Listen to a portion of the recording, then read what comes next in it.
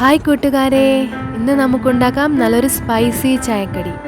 വളരെ ടേസ്റ്റി ആയിട്ടുള്ള ഈ ഒരു ചായക്കടി നിങ്ങൾ പെട്ടെന്ന് തന്നെ ഉണ്ടാക്കിയെടുക്കാം. ഇതിനായി നമുക്കെടുക്കാം 1 കപ്പ് മൈദ. 1 കപ്പ് മൈദയിൽ 2 ടീസ്പൂൺ നെയ്യ് ഒഴിച്ചു കൊടുക്കുക. ആവശ്യത്തിന് ഉപ്പ് ചേർക്കാം. സ്പൈസിക്ക് വേണ്ടി 2 ടീസ്പൂൺ മുളക് പൊടി ഇട്ട് കൊടുക്കുന്നുണ്ട്.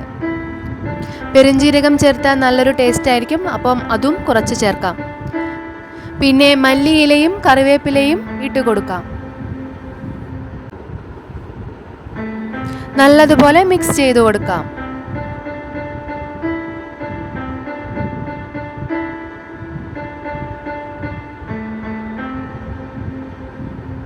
പിന്നെ കുറച്ച് കായപ്പൊടി കൂടെ ചേർത്ത് കൊടുക്കാം. നല്ലൊരു ടേസ്റ്റ് ആയിരിക്കും കായപ്പൊടി ചേർക്കുമ്പോൾ. ഇനി ഇത് ചപ്പാത്തി മാവ് കുഴയ്ക്കുന്നത് പോലെ നന്നായിട്ട് തന്നെ ഒന്ന് കുഴച്ചെടുക്കണം. അതിനുവേണ്ടി ചെറു ചൂടുവെള്ളത്തിലാണ് നമ്മൾ കുഴച്ചെടുക്കുന്നത്. വെള്ളത്തിൻ്റെ അളവ് ഇവിടെ പറയുന്നില്ല, നിങ്ങൾ നോക്കിയിട്ട് കുഴച്ചെടുക്കുക.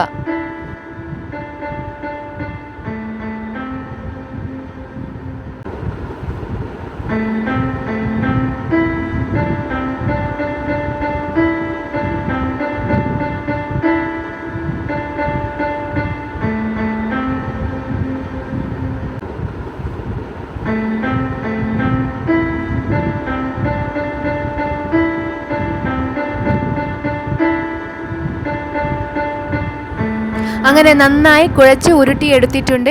ഇനി നമുക്ക് വലുതാക്കി പരത്തിയെടുക്കാം. വളരെ കനം കുറച്ചായാൽ വറുത്ത് കോരുമ്പോൾ നല്ല ക്രിസ്പി ആയിട്ടിരിക്കും.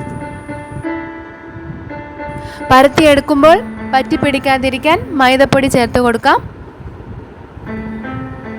എന്നിട്ട് നന്നായിട്ട് തന്നെ കനം കുറച്ച് പരത്തിയെടുക്കുക. പരത്തിയെടുത്തതിന് ശേഷം ലെയർ കിട്ടാൻ വേണ്ടി നന്നായിട്ട് തന്നെ നമുക്ക് ഉരുട്ടിയെടുക്കാം. ഉരുട്ടിയെടുത്തിട്ട് ചെറിയ ചെറിയ ഭാഗങ്ങളായി കട്ട് ചെയ്തെടുക്കാം.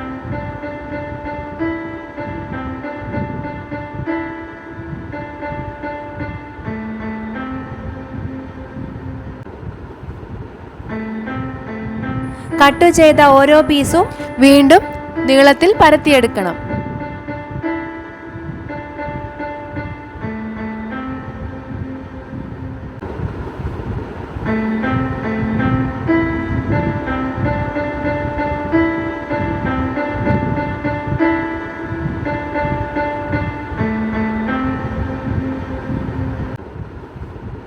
വറുത്തു കോരാൻ എളുപ്പത്തിന് വീണ്ടും കട്ട് ചെയ്ത് എടുക്കുക.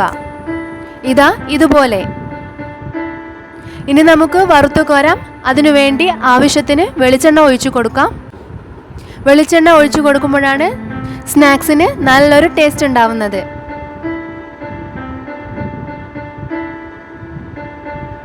ഓരോ കഷ്ണങ്ങളും നമുക്ക് വെളിച്ചെണ്ണയിലിട്ട് നന്നായിട്ട് തന്നെ വറുത്തു കോരാം. വെളിച്ചെണ്ണയുടെ പത മാറി വരുമ്പോൾ നമുക്ക് തിരിച്ചിട്ട് കൊടുക്കാം. അങ്ങനെ ഒരു ഗോൾഡൻ ബ്രൗൺ നിറമാവുമ്പോൾ നമുക്കിത് എടുക്കാവുന്നതാണ്. വൈകുന്നേരം ചായയോടൊപ്പം കഴിക്കാൻ പറ്റിയ നല്ലൊരു സ്നാക്സാണിത്.